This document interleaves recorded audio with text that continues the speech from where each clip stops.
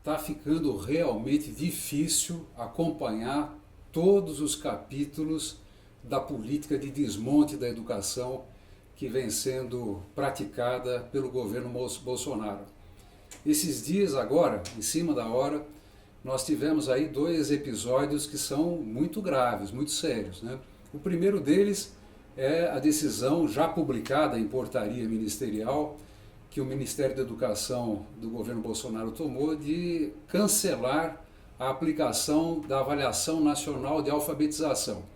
A Avaliação Nacional de Alfabetização é algo que nós criamos lá atrás, em 2012, dentro do Pacto Nacional pela Alfabetização na Idade Certa.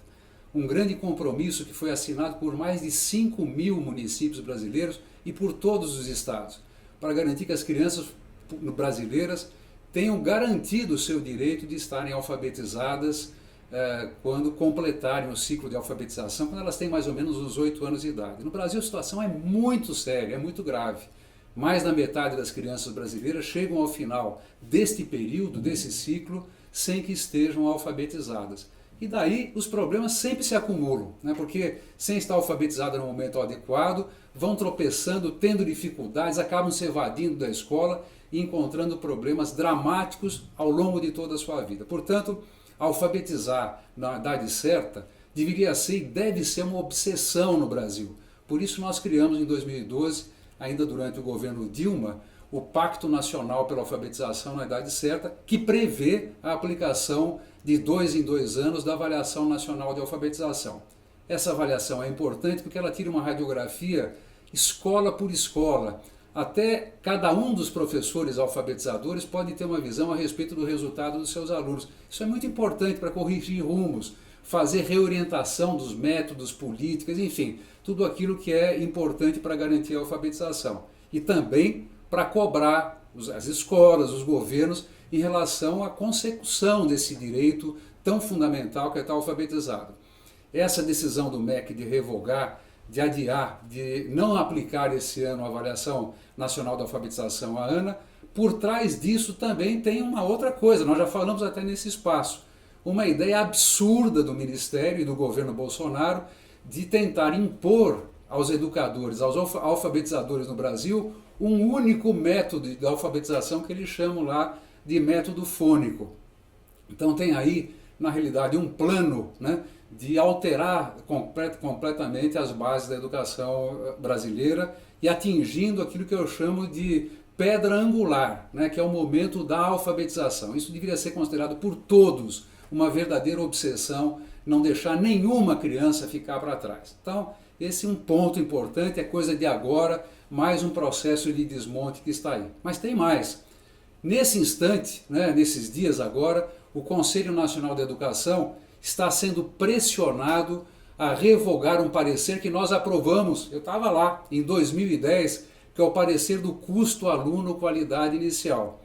Esse custo aluno-qualidade foi uma ideia que veio surgindo de muitos movimentos ligados à educação no Brasil, Campanha Nacional pelos Direitos da Educação, e está no Plano Nacional de Educação. Então o famoso CAC é uma espécie de base de elementos fundamentais que devem ser garantidos para que toda criança, todo jovem, todo adulto que estude em escola pública, ele tenha pelo menos essas mínimas condições para ter uma educação de qualidade. Isto é o custo aluno-qualidade previsto na legislação brasileira. Nós fizemos aquele parecer em 2010, que jamais foi revogado, nunca foi revogado e, portanto, o CAC nunca entrou em funcionamento. Nesse instante, a Justiça está pressionando, inclusive ameaçando com multas diárias de mais de 100 mil, para que aquele parecer seja revogado, né? Aliás, seja homologado pelo Ministério da Educação.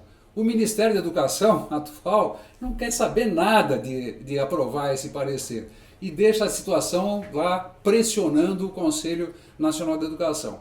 Nós esperamos que o Conselho Nacional de Educação não revogue o parecer de 2010 e devolva o assunto para o MEC, para que o MEC, com a sua responsabilidade que tem, possa desenvolver uma proposta de custo aluno-qualidade que represente um avanço para a educação brasileira, garantindo que em qualquer lugar do país, toda e qualquer criança, independente de origem, situação socioeconômica, ela possa garantir na sua escola as condições mínimas de professores, laboratórios, quadras, condições de alimentação, enfim, as condições elementares que precisam ser garantidas.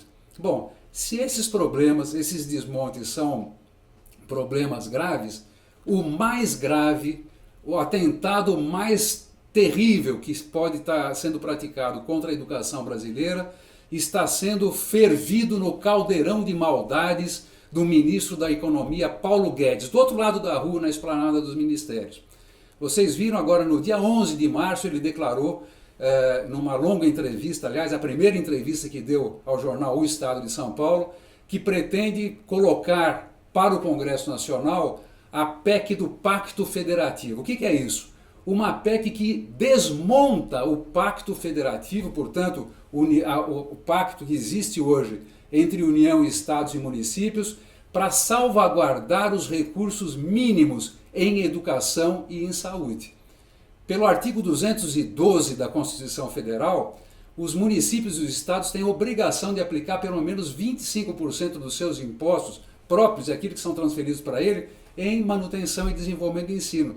Isso já é pouco, mas é o mínimo. E para políticas de longo prazo, como é o caso da educação, esses recursos são absolutamente essenciais, porque são eles que pagam professores, garantem material didático, garantem transporte escolar, merenda escolar, quer dizer, garante a educação, que já vai mal no Brasil, mas que pelo menos esse mínimo é garantido. Para a saúde, né, são quase 13% de recursos para a saúde.